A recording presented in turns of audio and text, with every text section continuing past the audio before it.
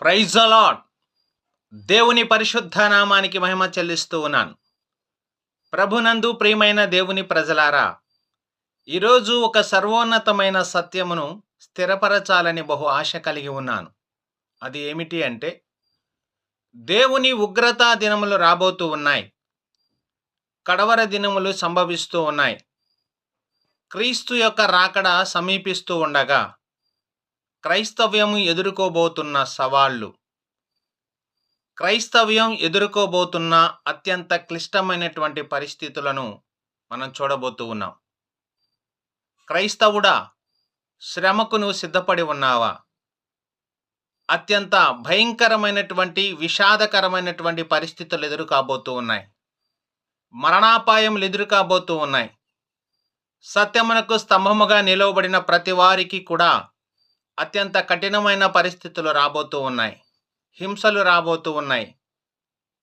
ప్రమాదకరమైనటువంటి పరిస్థితులు రాబోతూ ఉన్నాయి. అయితే నువ్వు ఎలా సిద్ధపడుతూ ఉన్నావు? క్రీస్తు కొరకు నిన్ను నీవు అర్పించుకోవడానికి నువ్వు సిద్ధపడి ఉన్నావా? నీ ప్రాణమును తృణప్రాయముగా ఎంచి సర్వసత్యములో నిలవబడడానికి నువ్వు సిద్ధమై ఉన్నావా? ప్రతి వారికి సువార్త అందాలి, ప్రతి వారికి కూడా సత్యము అందాలి అన్న ఒక ఆశ కలిగి ఉన్న మనందరము కూడా మన ప్రాణమును తృణప్రాయంగా ఎంచవలసిన పరిస్థితులు రాబోతూ ఉన్నాయి. నువ్వు సత్యమునకు స్తంభముగా నిలవబడితే అత్యంత ప్రమాదకరమైన పరిస్థితులు నీకును నీ కుటుంబానికి రాబోతూ ఉన్నాయి.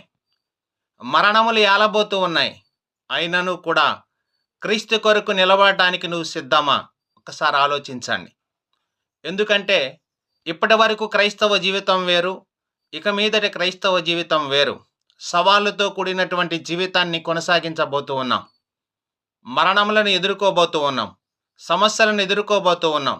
హింసలను ఎదుర్కోబోతూ ఉన్నాం. అన్ని రకములుగా మనం సిద్ధపడవలసిన అవసరం వచ్చి ఉన్నది.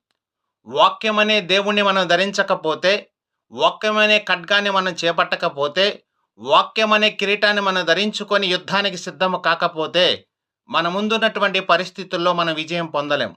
కాబట్టి ప్రతి క్రైస్తవుడు కూడా నడుము కట్టుకొని సత్యదండమును చేపట్టి సర్వోన్నత సత్యమును, సర్వోన్నత సువార్తను సకల జనులకు ప్రకటించడానికి సిద్ధపడండి.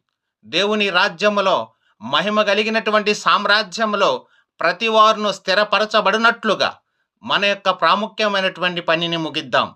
దేవుడు మనందరికీ తోడైండి నడిపించునుగాక. ఆమేన్.